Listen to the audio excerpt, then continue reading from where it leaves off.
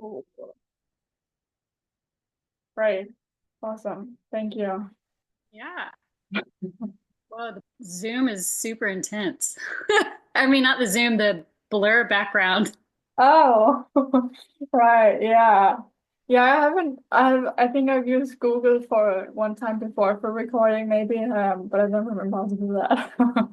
So So, funny. Hold on. Let's see. great. Great to see you again. Yes, you as well. How have you been? Busy, but good. Right. Busy, Yeah. but good. Good to hear. All right. Yeah, let's just jump into it. um,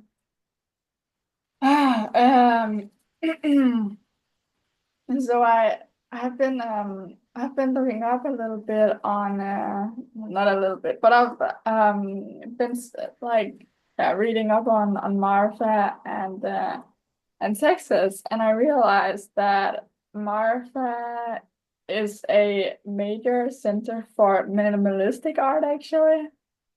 I didn't realize that.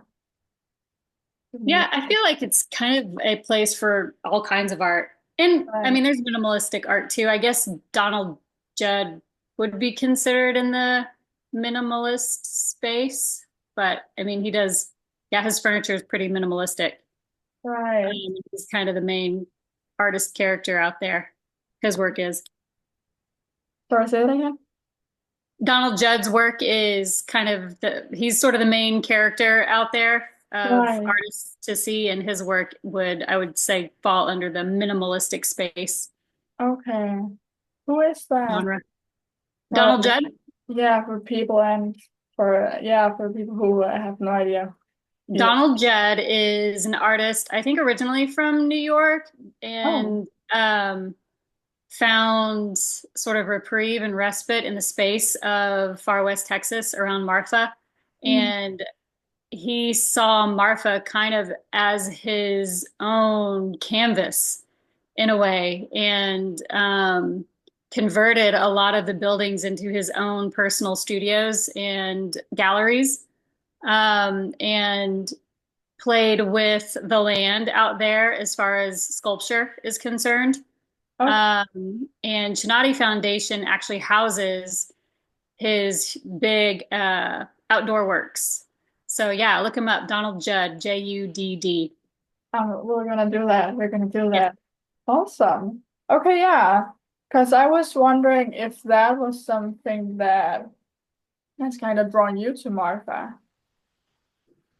with in terms of the minimum, like the style of it, if that's like an energy around this. Yeah, there's definitely an energy that it in and around Marfa in that area that draws me and draws a lot of people. It's hard to put your finger on. You can't really articulate or describe exactly what the energy is, but it either speaks to you or it doesn't. And I initially was drawn out there to go to a music festival called Trans Pecos Music Festival, which was hosted by El Cosmico, which is a hotel out there, Right. which was founded by architect and designer.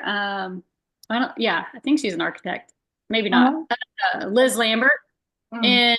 And yeah, my very first visit out there, I was just blown away. I mean, the music festival is really cool in and of itself, but just to be in that town Mm. mixed with locals, ranchers, and artists was just a cool vibe in general. Because I mean, where else are you gonna get that? And it's in the high desert, so it's desert meets mountain meets beautiful open skies. And Right. yeah, and so every time I go back, Mm. I I'm usually there for 3 or 4 days at a time, maybe like a long weekend. And it's a 6 hour drive from Austin. So Okay. it takes a minute to get there. So you got to make it worth your drive. And Right. it's never long enough.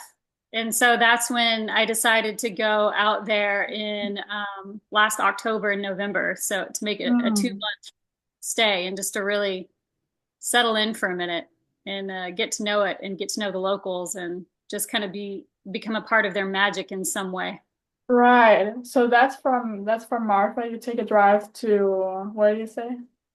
From Austin to Oh, Marfa is six okay. hours. Okay. Yeah. Awesome. where if someone's else like taking that road, how like what's the road to that? Because I'm like imagining for myself like taking that drive.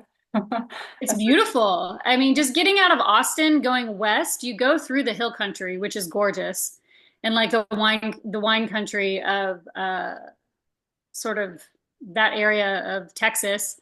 And then you right. get into the just great wide open, open skies, and you're on a high, depending on the route that you take. If you take I-10, it's a major highway. So, I mean, you're just kind Okay. of on the highway with a bunch of truckers. Right.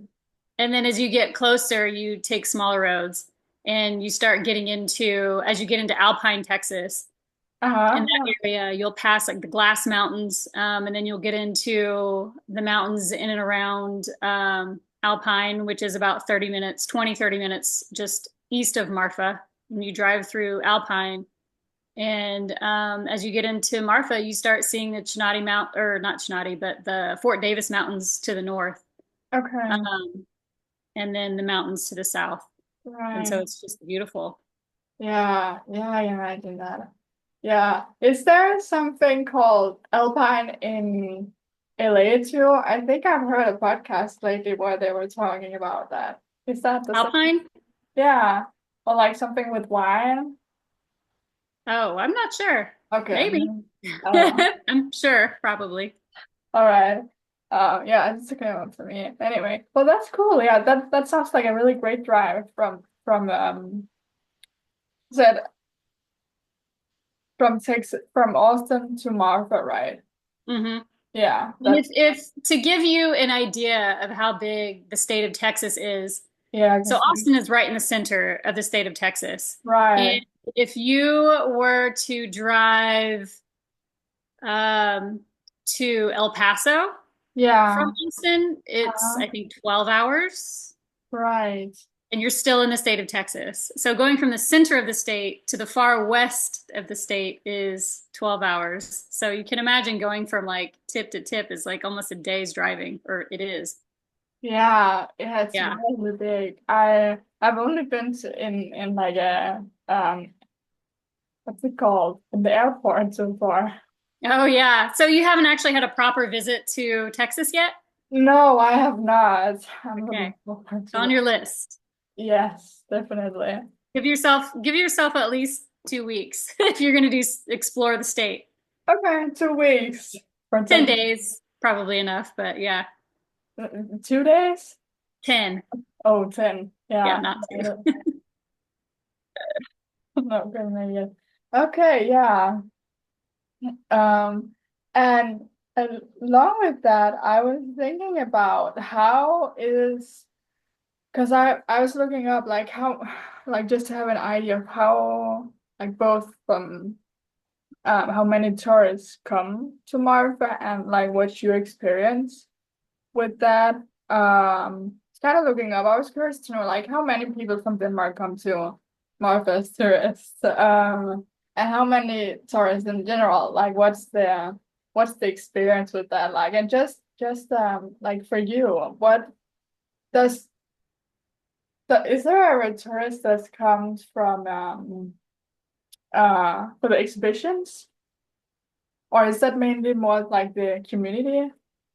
So Marfa, the population of Marfa proper is around 2,000 people, Yeah. and a majority of their economy relies on tourism. And tourists go out there for the art, Mhm. and for the stargazing. It's one of the top places. It's part of like the Dark Sky Preserve, and one of the top places for stargazers and astro lovers to go visit. We have, I'm not a local, but Marfa, just north of Marfa is Fort Davis, and that's where the McDonald Observatory lives, where Mm. you can go to what they call star parties they host, I think, every Friday night. Where you can go learn about the skies and the planets and look through these amazing high-powered telescopes. Um, And just the nature and the camping in general just draws people out there. There's a Big Bend National Park, Big Bend State Park, and just so much beautiful nature to witness and to be a part of. But Marfa, like within the city limits of Marfa, they Mm. are now becoming somewhat of a culinary scene as well. One of my favorite restaurants, Bordeaux, I think just received maybe their first or second James Beard Award. Um, and the locals in general, I mean, I've only experienced kindness from the locals. Some people say that they can be maybe stuck up or uninviting. I have not Mm. personally experienced that, but I think they're just very protective of their town and how special it is. And I Mm. think they just have, a pretty tight filter on who they let in and be a part of Right. their community. But there are so many galleries there, Mm. and so many cool shows. Every once a year, there's the Chinati weekend. And there's also Marfa Invitational. And those are two big, awesome art weekends to go out there and check out. I think Chinati weekend is in October, either October or November. And then I think Marfa Invitational is in May. And Marfa Invitational has two weekends, one where they showcase international art and national art. And then the other Mm. weekend is where they showcase local art, which Okay. is really cool. Right. Um, Yeah. Yes. yeah, so art is the main draw, and I think food too, and I think personally the people. People are cool to get to meet. Yes. Yes, for sure. Yeah. The connection. Yeah. Yeah, Yeah. Yeah. So you is that's also something I'm realizing from you speaking now and from because I've been listening back on our earlier recordings and it's a fun experience for myself to see what I kind of learn more about both about you and myself and like about the podcasting and you I'm realizing um that like with your work that you are pretty into like a lot of like you know a lot in terms of like when tourists come and like you can go to this like you seem like someone who knows a lot in terms of that like does that make sense? I know a little about a lot, maybe. Right, but that's the great thing, right? Because then you can like there's this and then I'm a that. Renaissance woman. I don't know. I think I have a lot of interests. I stay curious. I was born Yeah, curious. Yeah, right. And I I think that sense comes through, which I love. thank you. Yeah, I mean, this life is such a gift, and if you can shift your perspective and see that there is so much to know, so many humans to connect with, so many places to visit. I mean, it would be impossible to take it all in one lifetime. And so it's Mm. like if we could just view this life as a gift and stay curious and just I don't know. I think that I was gifted with being curious, with the gift of curiosity. And it keeps me, I guess, motivated and driven to connect with different humans and go to different places and dive into all of the different things that light me up. And it's not just one thing that lights me up, it's a lot of things. And so, yeah, I think I just have a natural tendency to express myself within Yeah, all of those and through all of those curiosities.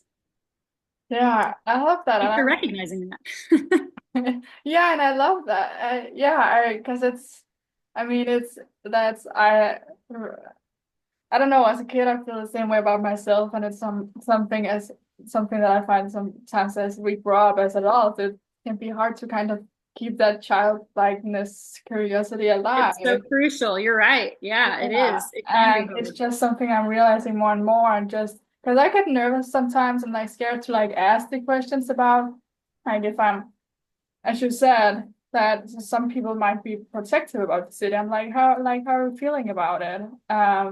But yeah, I'm just asking out of like curiosity and wanting to Yeah. connect. And yeah. I think staying curious, it can be a practice until it naturally just becomes your natural state of being. And I think, if a question comes up and you're afraid to ask it, like ask Mm. it anyway. I think that's even more of a reason to ask it. Mhm. Because we're oftentimes maybe scared to be received in a way that maybe we don't want to be received. But I mean, that's on them. And I think secretly, deep down, people love to be asked questions. And Mm. even Yeah. if they take it the wrong way or they don't like the question, I think, that's just another reason to be even more curious. Mhm. You know what I'm saying? Yeah, it sure is. Definitely. I think, yeah, for sure. Yeah, that's it's definitely how I feel sometimes. If I ask someone about something and I kind of seem that they're like, why are you asking about that? I'm like, well, then I get even curious about like why is your Yeah. reaction like that? Yeah. Yeah. I mean, if you're agreeing to be interviewed, I think for me, it's just like ask Right. me anything, and if Mm. I don't like the question, it is what it is, but just staying open. And you're Mm. not always going to get people who are willing to be open, but if they're willing to be interviewed, it's just like, you Yeah. know, comes with the territory. Yeah. Yeah. Thank you for saying that. Thank you for Yeah. saying that. Yeah, I really appreciate that. Yeah. Yeah, so I wanted to ask because I don't remember if I've asked something around like where did you grow up, or like where were you born? Was that in Texas? It wasn't in Texas, was it? Yes, I am Oh. Texan through Okay, and you are. through. I was born in Fort Worth, Texas. I lived in Fort Worth until I turned 18, went to college, and I lived out in Lubbock, Texas, where I went to Texas Tech University, and I was there until Right. 2008, and then I moved from Lubbock to Austin. Okay. Okay, Yeah. got it. Okay, because I was thinking, did she mention she came from more like other states, or did she actually come from Texas? But it's good. It's awesome because I find that interesting in terms of also like how yeah how does people grow, how do people grow. For myself, I've come from a small town and moved into a bigger town, and it's yeah, just like how do we get drawn to the place, or just how is it more, I don't know, just born there. And so yeah, I also wanted to say, to mention that I really love that you uh last time when I asked into the thing about the election and how people were with that, and you said that that was really why you also love doing art, because that was something that draws people together when it else can be like people can feel differentiated. Um, so yeah, I was really listening to that and thought I would just really love that and appreciated having that on. Yeah. I don't know if I like, is that, I think I think while listening to that I got curious about like, is I mean, when I look at your art, I don't, for my, well, I are you conscious about if there's like, how do I express that? Like a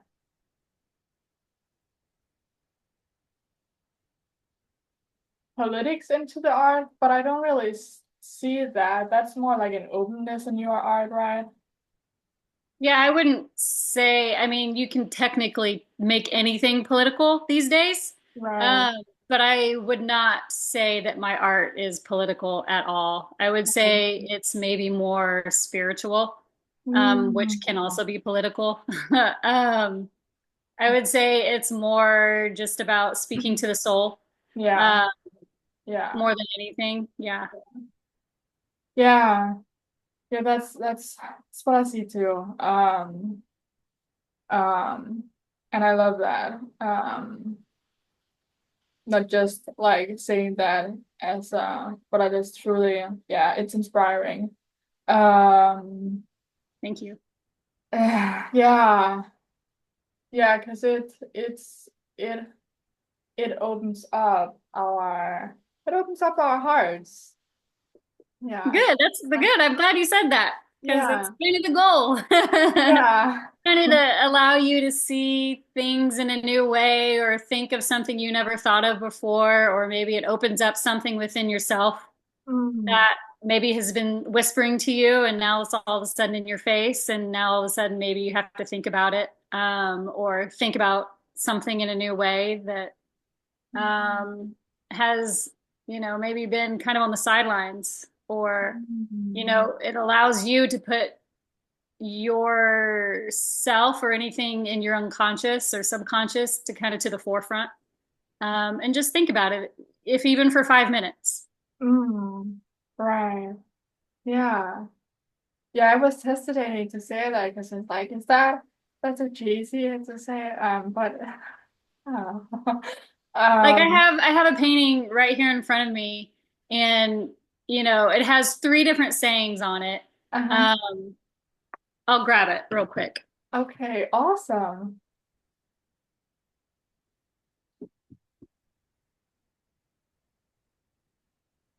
So my art can mean anything to anyone, and I mean Love it. it's backwards on the thing, but um, as you are.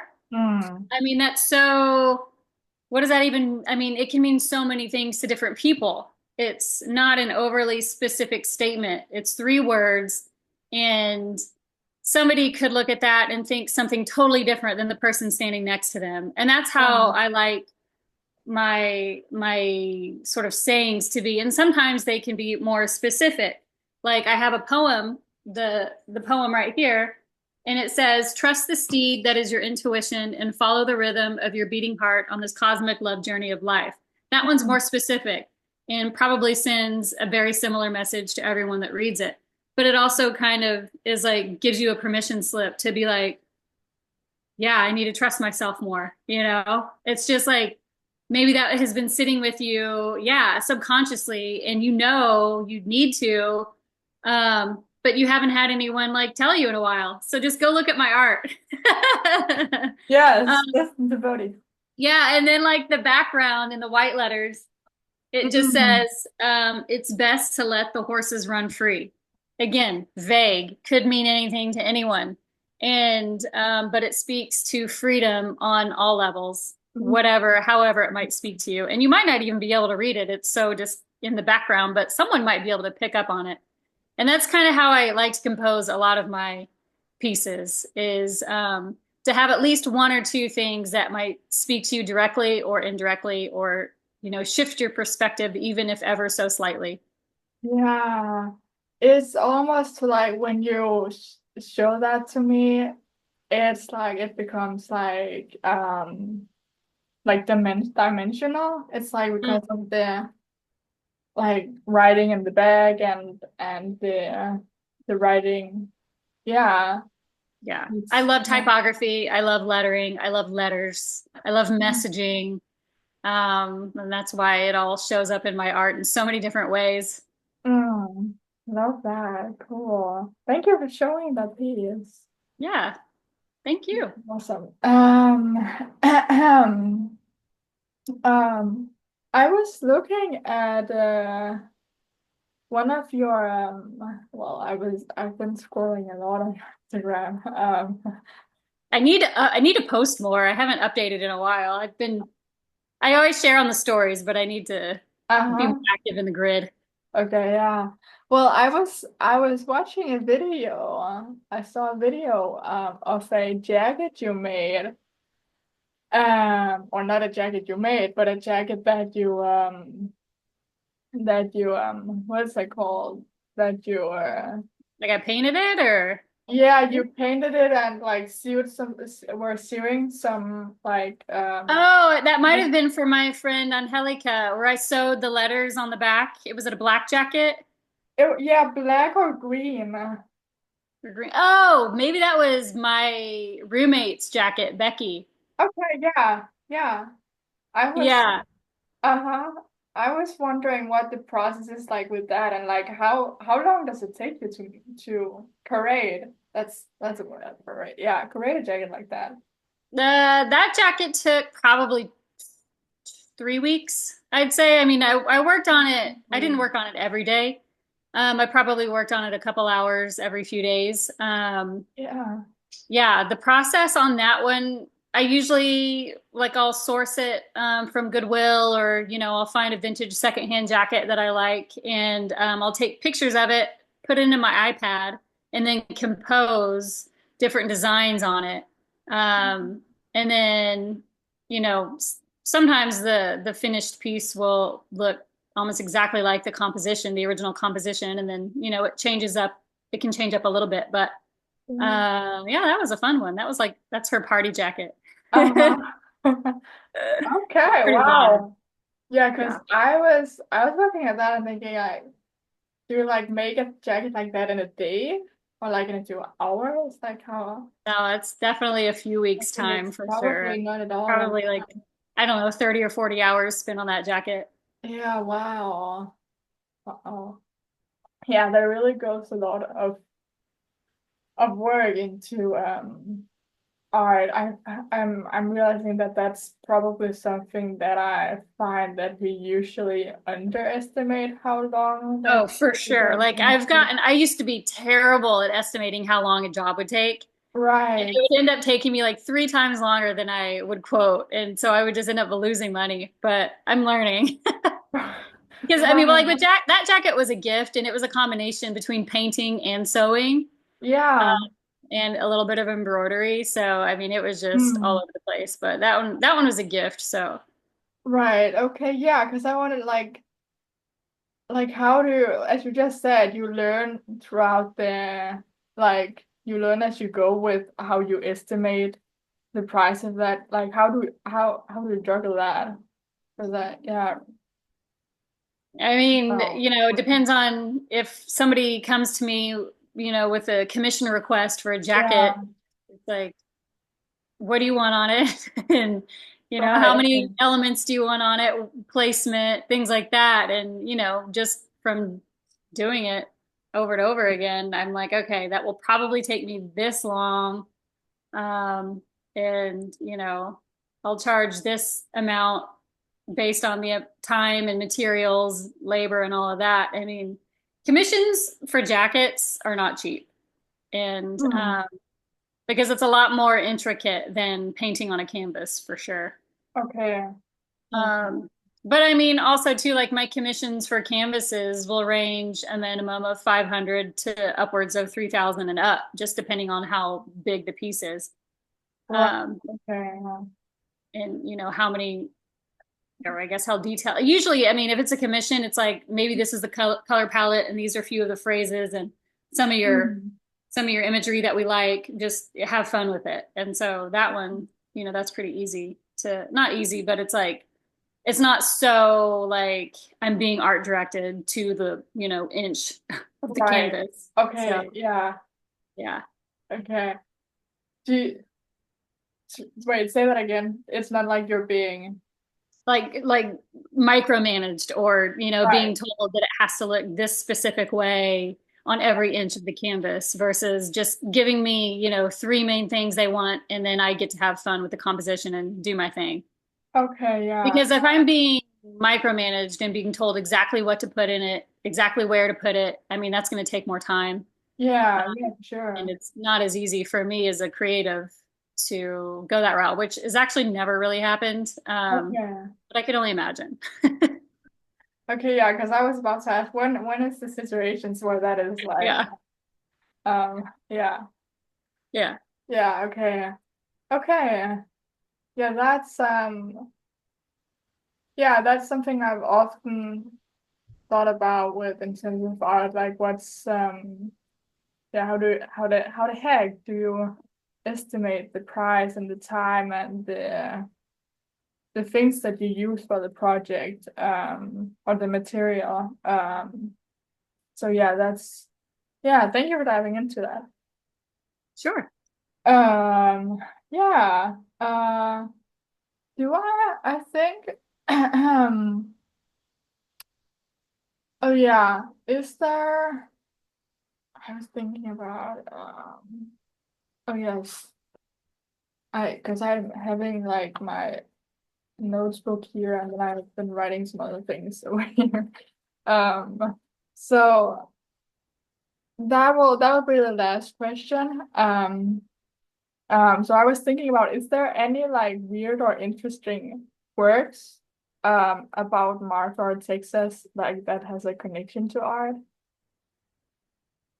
Are there any weird or interesting like pieces of artworks out there that Yeah, yeah, let's go with that. Yeah. sorry. Um, I wouldn't I, so my buddy, his name's Uh-huh. Professor Dumpster, Okay. and he actually has this bar that he bought out in Valentine, Texas, which Uh-huh. is about 30 minutes west of Marfa. Okay. And it's actually where the Prada Marfa installation is. Prada Marfa installation that's super famous that a lot of people go out there for actually is not in Marfa at all. It's in Valentine. Oh, yeah, I just read about that one Yeah. too. Okay. But my buddy, Professor Dumpster, bought this bar, and I would Mhm. consider this bar and the Yeah, people in it and the characters in it to be an art installation. It's this right. tiny, tiny bar, and he invites everyone that comes in to take a dollar bill and write something on it and put it on the wall. Um, it's just like you walk into a movie set or like Hmm. a time machine or something. It's so cool. He's just, I mean, the people he's so welcoming and he's so warm and he is curious. Like if you think I'm curious, he's curious like times 100. And Okay. he just asks so many questions and is just so engaged in life and super creative. And I don't know, everything that he's involved with in the projects and just everything that he does is super interesting. And he has a big heart, which makes sense because he's in Valentine, Texas. Um, and I don't know. I think that I've connected with that place. I think because I've connected with him, Okay. um, I resonate with him. And yeah, so I would encourage anyone who makes it to Marfa, go the extra 30 minutes because you probably want to go see Prada Marfa. Um, and you'll actually drive right by the bar. You might miss it. And you'll drive right by the bar. And as you go out to the Prada Marfa installation, as you get into Valentine, Texas, it's on the right-hand side, on the north side. Hmm. And just stop in and say hey and get a drink, get a sparkling water or a beer. Water, yeah. And yeah, get a dollar bill, write a note on it, stick it on the wall, take a picture, and you won't regret it. Hopefully Okay. he's there. Sometimes he's not. He's kind of all over the place, but if he is, Okay. he'll make your day. Okay, cool. You put on the bills on the wall? Yeah, dollar bills. Look up Valentine Bar, Texas, That's and a good you'll idea. see. You'll see it. I can imagine. I think the population of Valentine, Texas is 73 people. It's tiny. Here. Yeah. Or not like Where here, where are but you? Where do you live? not like here in Odense, but the city Ullerslev that I come from. That's okay. It's less than that actually. So that's really small. It is tiny. Yeah. Okay, wow. Yeah. Yeah, yeah. I think there's like 3,000 from where I come from in Okay. Ullerslev. So Yeah. yeah. The Marf is 2000, Valentine 73. Okay. Maybe 72. I think it might drop here and there. Maybe Okay. Yeah. someone's 50. Right. Okay. Okay. That's cool. Thank you for sharing that. Awesome. Yeah, I'll sure. note that behind the ear also. Yeah, and there's actually this really cool singer-songwriter artist too. I think her name is Tilly Hawk. Uh-huh. She performs in Marfa sometimes. I think she performs all over the place, but there are a few artists that like if you're just like doing your thing, trying to get by and you're in the starving artist like part of your life, you can afford to live in Valentine. It's not always Um, easy to live in Marfa okay. financially. So, yeah. Okay. Okay, so should okay, go check that out too. Yeah. I'll do that. Yeah. Thank you. Okay, Yeah, this has been awesome, Bodhi. Thank you. absolutely. Yeah, always having a great time talking and interviewing you. Well, I appreciate the invite for the conversation. So thank you. I'm learning so much. Learning so much. So yeah, okay. Let's round it off. Do you wanna let's tell the people your social medias. You can find her on Bode Robinson. So Yeah, my Instagram is Bode.Robinson and it's spelled Bode. It looks like Bode, but it's pronounced Bode. mm, Um, and then I have my apparel brand, which I am currently designing the next collection for. It's called Saint Bode, and that's Saint Bode, Bode, all one word on Instagram. Um, and yeah, I mean, I think that's all the important stuff. yes, awesome. And Check thank me you. out. That's where I mostly live is on Instagram. So Wait, say that again.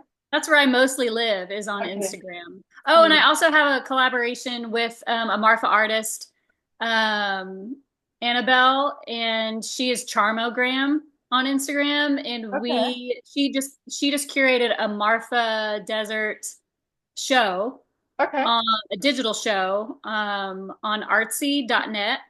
Okay. And so I've got some pieces, some limited edition pieces there that speak to, I guess, the Marfa landscape, along with two other artists, Cody Barber and, oh man, Lyndon, I think. I don't know. Go check it out. Go Yeah. search um, Charmogram, Charmogram on artsy.net, and you can see a little bit of the Marfa show that she curated there. Okay. Cool. Yeah, Awesome. We'll do that. Uh, yes, and thank you for sharing on the socials. Love to see that. I really appreciate that. absolutely. Getting around. Yeah, for sure. Okay. Yes, we'll do that and talk to you. All But right. have Sounds a good. good Thank day. you. Thank you. We'll see ya. Yes, sure.